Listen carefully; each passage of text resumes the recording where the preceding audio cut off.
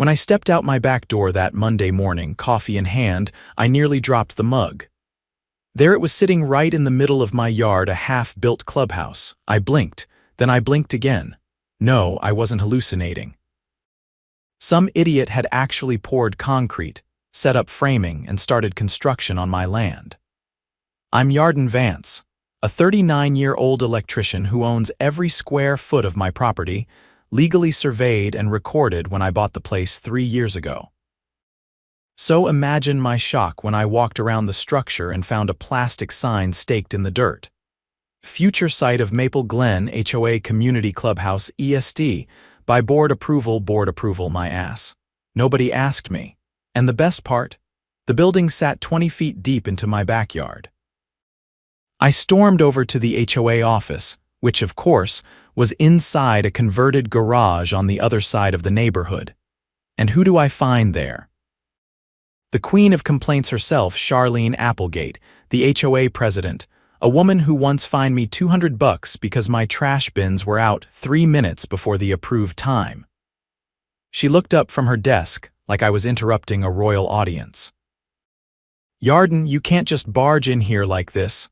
They're building a clubhouse on my land," I said, slamming the sign down on her desk. "You want to explain that?" Charlene blinked, then gave this stiff little laugh like I was being dramatic. "The board approved construction months ago. It's part of the community improvement plan." "Then the board approved trespassing?" I leaned in. "That land is mine. My property line starts at the back fence and runs 20 feet north. I've got the survey and deeds to prove it." She waved her hand like I'd brought her a coupon for expired milk. "Yarden, don't be difficult. That strip of land has always been open and unused. The community needs this clubhouse. It's for everyone. You didn't even ask. You would have said no, and that makes this okay? Look, it's already under construction. Might as well let them finish. You'll still have plenty of yard left." I stared at her, stunned. She actually thought I was going to just let it slide. "You tell your crew if they set one more brick on my land, I'll have them charged with trespassing. And if that building's not gone in a week, I'll tear it down myself." Charlene's smile vanished. "You touch that building and we'll sue you for destruction of HOA property." I didn't respond. I just walked out, already dialing my lawyer. Turns out I was right. The land was mine fully and legally. The HOA had no easement, no approval, no right-of-way, not even an email to me. It was an illegal build, plain and simple. But instead of getting them to stop construction, my lawyer suggested I let them finish. He leaned over his desk, grinning. "Let them build it, then rent it out. It's on your land.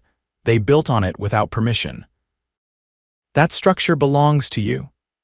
By the end of the week, the walls were up, the roof was on, and the crew left. No ribbon-cutting ceremony, no announcement. They just assumed I'd give up. I didn't. I rented it out.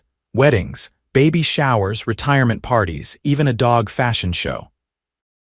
Every weekend, that place was packed, and every dollar, straight into my pocket.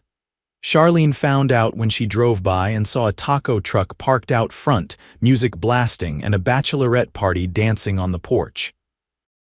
She slammed on the brakes, marched across my lawn in her kitten heels, and jabbed her finger in my face.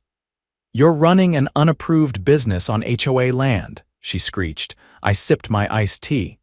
"It's not HOA land, remember, it's mine. And thanks for the free clubhouse." Her face turned the color of boiled shrimp. "You'll regret this, Yarden. The board will not stand for this," I grinned. "They'll have to stand on the sidewalk then. Because the board's not welcome on my property." I turned and walked back into my house, leaving her shrieking to no one. This was just the beginning. By the following Wednesday, I had a waitlist 3 pages long.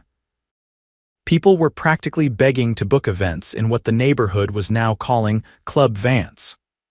The irony wasn't lost on me. Charlene's vanity project had become the most popular spot in Maple Glen, and not a dime was going to the HOA.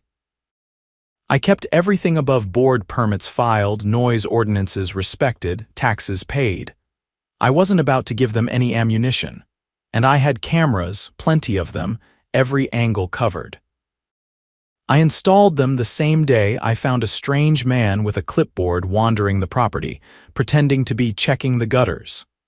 He left the second I asked for ID. That weekend, I hosted a retirement party for a local firefighter. About 30 people showed up, catered barbecue, string lights, even a live jazz trio. Around 9, a patrol car rolled up.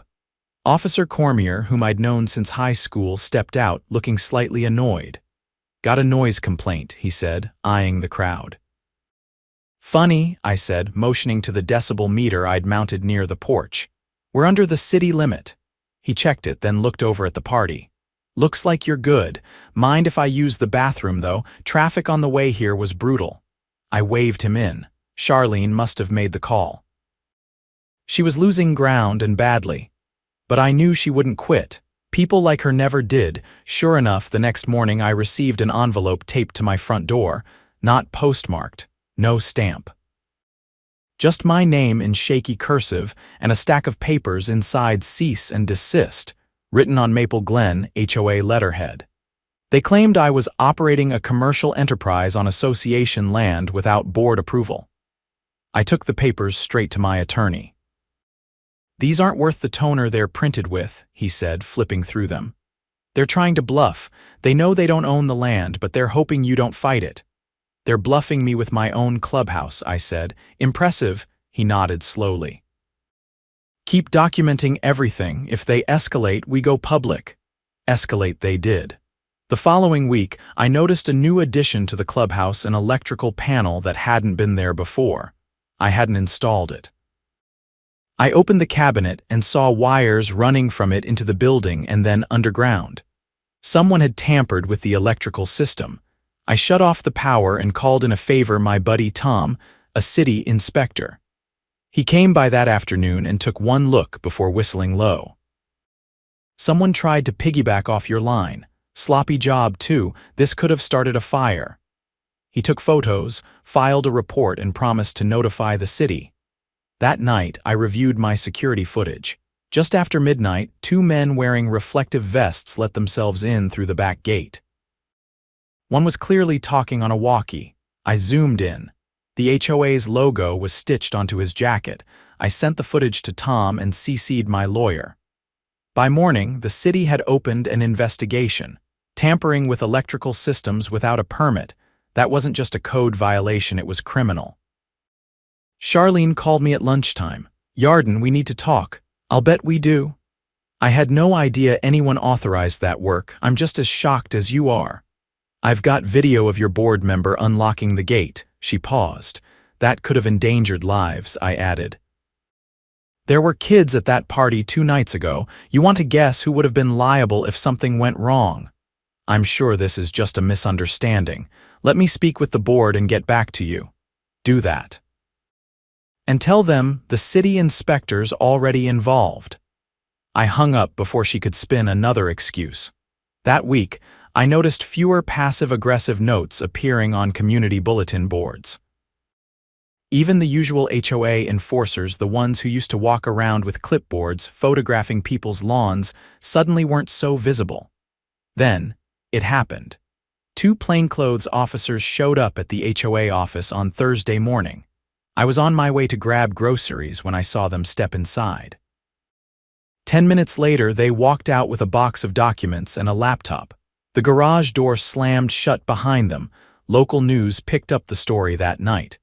Maple Glen HOA under scrutiny for unauthorized construction and utility tampering. They mentioned my property, but I'd requested anonymity. Still, anyone in the community knew whose land it was. Things got real quiet after that. The next board meeting was packed. Neighbors who hadn't attended in years filled every seat, some standing along the walls. I stood in the back, arms crossed, watching the farce unfold. Charlene tried to keep control, banging the gavel like a substitute teacher on her first day, but it was chaos. People demanded to know how the board approved construction without land rights, who authorized the electrical work, and why community funds were being used under the table. A man named Lucas, a retired contractor, stood and read from the HOA's own bylaws. No structure may be erected on any land not explicitly deeded to the association. Violations are subject to legal review and financial restitution. People clapped. Someone shouted, "Resign!" Charlene tried to respond, but her voice cracked. "This is all being taken out of context." "Context doesn't change the law," I said, stepping forward. "You trespassed, you built illegally, and you endangered lives. You should be grateful I didn't press charges." The room went silent. Then Lucas turned and addressed the crowd. "I motion to suspend the current board pending legal review and appoint an interim committee." The vote passed. Unanimously, Charlene stood face pale and walked out without a word. The interim committee formed that night. First order of business: reassess all current construction projects and review financial records. Second, offer public apologies to affected homeowners. They asked me if I wanted the HOA to buy the clubhouse from me. I laughed. Why would I sell it? It's the most profitable thing in this neighborhood. Instead, I offered them a deal. I donate the space for one community event each month free of charge as long as they stayed off my property the rest of the time. They accepted. Now, every second Saturday, the neighborhood gathers at Club Vance for potlucks, movie nights, and local fundraisers. No clipboards, no fines. Just people enjoying their neighborhood without fear of petty tyranny. And Charlene. She moved 2 towns over. Word as she tried joining another HOA. They passed. The transition from chaos to calm in Maple Glen didn't happen overnight. Sure, the board was suspended and Charlene had vanished, but the damage she and her cronies caused had deeper roots than anyone realized, roots that were about to get yanked out, one by one. 3 weeks after the interim committee took over, an email landed in my inbox from a name I didn't recognize. Emery Caldwell, a forensic accountant contracted by the new committee. He asked if I'd be willing to meet regarding financial anomalies linked to the illegal clubhouse construction. I agreed. Not out of curiosity, I already knew something shady had been going on, but because I wanted it all dragged into daylight. We met at the local library in a quiet corner room. Emery was in his 50s, a quiet, sharp-eyed man with a voice like gravel and a folder thicker than a phone book. "I'm going to get right to it," he said, laying out photocopies. The HOA board used community reserve funds to pay for the clubhouse, over $80,000. None of it was approved by a member vote, and several disbursements were routed through a shell landscaping company that doesn't actually exist. I scanned the documents. The fake vendor name was Green Core Solutions, with a P.O. box address and a disconnected number. On paper, they'd supposedly done land prep, grading, and utility installation. In reality, they were nothing but a funnel. "Let me guess," I said. "Board member connections," he nodded. "We traced the payments back to a bank account owned by a man named Curtis Applegate." My eyebrows rose. Charlene's husband, ex-husband, divorced 2 years ago, but they still co-own a rental property in town, not exactly strangers. I leaned back, absorbing it. So they not only built on my land without permission, they laundered HOA funds to enrich themselves in the process? Exactly. And that's not all. Emery pulled out another set of forms permits, or rather, the conspicuous absence of them. They filed a falsified zoning application with the town clerk's office, claimed the land was common-use green space. That hit like a punch. Someone had submitted forged municipal documents under my parcel number, trying to reclassify it without my knowledge. That wasn't just fraud. That was felony-level tampering. "Have you gone to law enforcement yet?" He nodded. "The county sheriff's office has opened a formal investigation. A detective may be in touch," and they were. 2 days later, a pair of investigators, Detective Carla Hensley and her partner, a younger guy named Ruben, showed up at my door. They were polite but all business. Hensley flipped open a notebook and got straight to it. "Mr. Vance, we're conducting a criminal inquiry into the falsification of zoning documentation and misuse of HOA reserve funds. We understand you're the legal owner of the land in question. Can you verify this with your deed?" I handed it over. She looked it over, cross-referenced the parcel number, and nodded. "Perfect. Here's the thing," she said. "We've pulled building permit applications from the town archives. Your name's on none of them, but someone used your parcel number and signed using a forged signature."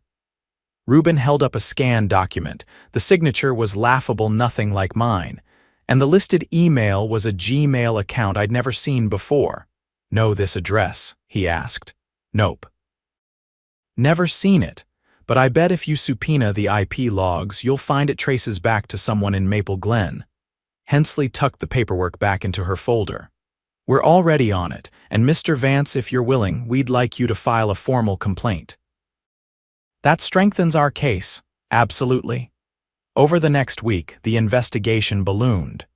Residents started coming forward with stories of suspicious dues increases, unexplained fines, and disappearing maintenance funds. One woman, a retired nurse, tearfully explained how she'd paid a $2,000 roof compliance fee out of pocket, only to learn later that no such rule ever existed. The local news picked it up again, this time with the headline, "Maple Glen HOA under criminal investigation for fraud, forgery, and embezzlement." The reporter even stopped by the clubhouse for background footage. I stood in the doorway behind her, arms folded, as she explained that the structure had become a symbol of resistance against abuse of power. Then came the warrants. Charlene's former home, now a rental, was raided. Curtis Applegate was arrested the following morning at a golf course in the next county over. Footage of him being led away in handcuffs made the evening news. Financial records, laptops, and even old board meeting recordings were seized.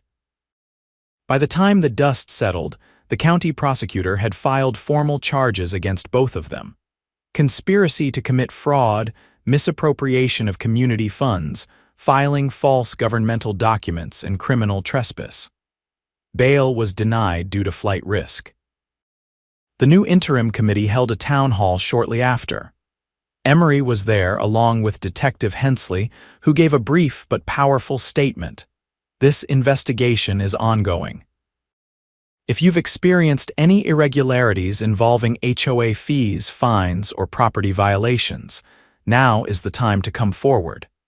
And people did, one after another. Turns out the old board had been running a racket for years, padding their own pockets while intimidating anyone who dared question them. But now, nobody was afraid anymore. With the clubhouse firmly under my ownership, confirmed by both civil court and zoning authorities, I decided to take things a step further.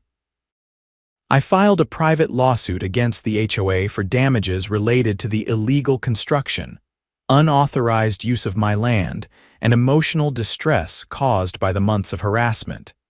They settled out of court a month later. The new committee issued a written apology, and I received a check large enough to cover not only all legal costs but a complete renovation of Club Vance. I added a wraparound deck, an industrial-grade kitchen, and solar panels on the roof. The place was now booking out 6 months in advance. But perhaps the most satisfying moment came during the final sentencing hearing. Charlene stood in court, wearing a gray suit and forced neutrality. The judge didn't mince words. "Miss Applegate, you abused a position of trust, manipulated public records, and jeopardized the safety and finances of an entire community. You are hereby sentenced to 4 years in state custody and ordered to pay restitution in the amount of $98,000. She didn't look at anyone as she was led away. Afterward, I stepped outside the courthouse and was greeted by a small crowd of neighbors.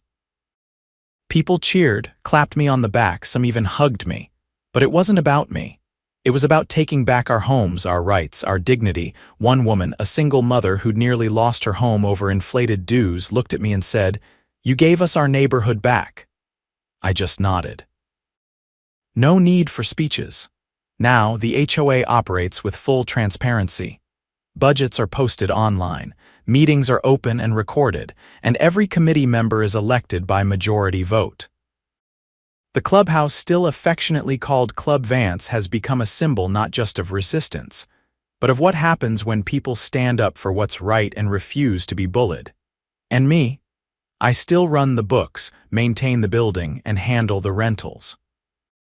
But I also keep a copy of the original HOA sign, the one they staked in my yard, without permission, framed and mounted above the fireplace inside. A little reminder of what happens when you try to steal from the wrong guy. Exactly 6 months after Charlene's sentencing, I received a letter from the county recorder's office. At first, I assumed it was a confirmation for the zoning updates I'd filed after renovating Club Vance. But when I opened the envelope, I found a certified notice stamped with red ink. Notice of lien dispute.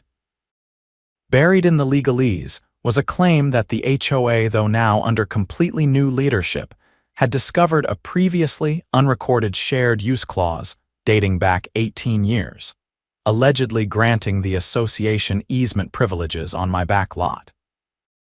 They were claiming that the clubhouse, despite the court rulings, was still subject to community access rights, and that I was violating this clause by renting it out privately. I read it twice, then again. It was complete fiction. That clause didn't exist, not in my deed, not in the HOA's founding charter, not in any public records. I didn't call my lawyer right away. I went to the meeting. The next evening, I walked into the Maple Glen Civic Center where the new committee had been holding open sessions and took a seat in the front row. The room was quieter than it used to be. Less tension, more curiosity. People had started trusting the process again. Clara Morales, the acting chairwoman, spotted me from the table and gave a cautious nod. I raised my hand and spoke without waiting for formalities. I received a lien dispute notice this week. Supposedly, there's an old clause giving the HOA shared access to my property. Anyone here want to explain where that came from? Clara leaned toward the microphone. Mr. Vance, I was notified about that filing this morning. I requested an immediate hold on its processing until we could verify its legitimacy. A man at the far end of the table, someone I hadn't seen before, cleared his throat. I submitted the claim, he said. Name's Elliot Trask. I joined the committee 2 months ago. He wore a crisp beige blazer, too clean for someone who lived here. His voice was practiced, like he'd rehearsed it in a mirror. I came across a scanned document archived in a digital HOA folder labeled Historical Agreements. It wasn't indexed properly, but it clearly references a shared-use corridor stretching along the north boundary of your property. I believed it warranted investigation. I stared at him. You found an unsigned, unrecorded scrap of digital paper and thought it gave you legal grounds to file a lien against my land. Elliot didn't blink. As a committee member, I'm obligated to protect community interests. If there's even a chance, there isn't. I pulled a copy of my title chain from my jacket, complete with survey marks, timestamps, and signatures from every prior owner. This corridor you're referring to, it's not mentioned, not once. Not in the original plat, not in any addendum, not in any transfer. This isn't a dispute, it's a fabrication. Clara stood up. Mr. Trask, did you consult the county archives before filing the lien paperwork? No, Elliot said, shifting slightly. I was told the digital archive was comprehensive. By whom? He paused. A former board member. I didn't get a name. I stepped forward and placed the documents on the table. There's only one reason someone would make up an access clause now. Someone's trying to claw back revenue from the clubhouse, and they're using people like Elliot to do it. Clara looked at the papers, then looked back at him. Effective immediately, the lien filing will be withdrawn. And Mr. Trask, your appointment to the committee is suspended pending review. He opened his mouth to object, but the room was already murmuring. A few people clapped. Someone near the back muttered, "Here we go again." I walked out before Elliot could try to corner me. I didn't need his excuses. What I needed was to find out who had fed him that clause. That night, I pulled up the HOA's old digital archives. Most of the files had been turned over to law enforcement months ago, but a few backup drives had been returned after the initial investigation. I combed through them for hours, cross-referencing every folder. Buried in a subfolder labeled Legacy Notes, I found a PDF scanned from an old notebook page. In shaky handwriting, it read, "Use corridor behind 219B flag for future clubhouse build. Mark as provisional common space." No date. No initials, no signature, no accompanying plat filing. I checked the metadata. The file had been created 2 years ago, long after I'd bought the property, and the user who uploaded it, an account labeled S. Applegate Admin. I forwarded it to Detective Hensley. She got back to me the next day. "Mr. Vance, thank you for that file. We cross-referenced the metadata, and it matches a series of uploads we've already flagged from Charlene's tenure. It appears she created several forged documents and stored them in the digital archive, possibly to create a paper trail if she ever needed to retroactively justify her actions." I asked her what that meant for the current claim. "We're reopening the investigation under a new charge: attempted land title fraud. The individual who filed the lien may be questioned as a witness or potentially as an accessory, depending on what we find." Within the week, the lien was rescinded and Elliot resigned for personal reasons. I thought that would be the end of it. It wasn't. The county investigator assigned to the reopened case contacted me a few days later. He'd found a pattern. Charlene and 2 other former board officers had drafted nearly a dozen fake easement claims during their time. Most were never used, but all were stored in digital folders disguised as routine HOA documents.